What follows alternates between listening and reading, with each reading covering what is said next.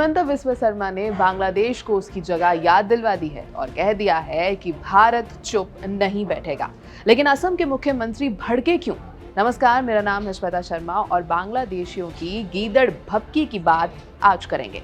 बांग्लादेश की national citizen party यानी NCP के नेता हसनत अब्दुल्ला ने भारत के खिलाफ भड़काऊ बयान दे दिया, जिसके बाद असम के मुख्यमंत्री हिमंत बिस्वा शर्मा ने उन्हें जवाब दिया। असम के सीएम ने कहा कि बांग्लादेशियों का एक वर्ग बार बार ये कह रहा है कि भारत के पूर्वोत्तर हिस्से को पड़ोसी देश में मिला दिया जाना चाहिए, जो कि एक गैर जिम्मेदाराना और खतरनाक बयान है और भारत इस पर चुप नहीं बैठने वाला।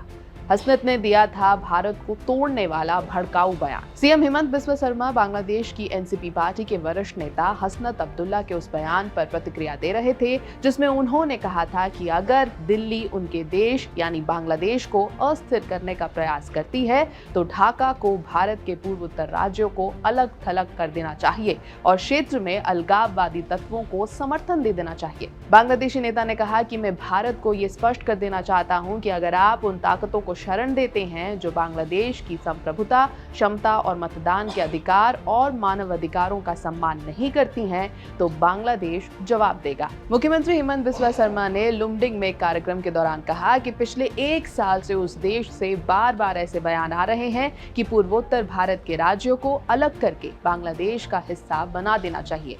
भारत एक बहुत बड़ा देश है, परमाणु शक्ति संपन्न राष्ट्र है और दुनिया की चौथी सबसे बड़ी अर्थव्यवस्था है। बांग्लादेश इसके बारे में सोच भी कैसे सकता है? उन्होंने कहा कि इसके बारे में सोचना भी गलत है, लेकिन बांग्लादेश के लोगों की सोच ही गलत है। सीएम हिमंत ने कहा कि इस मानसिकता को बढ़ावा नहीं दिया जाना चाहिए और बांग्लादेश को किसी भी तरह से ज्यादा मदद नहीं दी जानी चाहिए।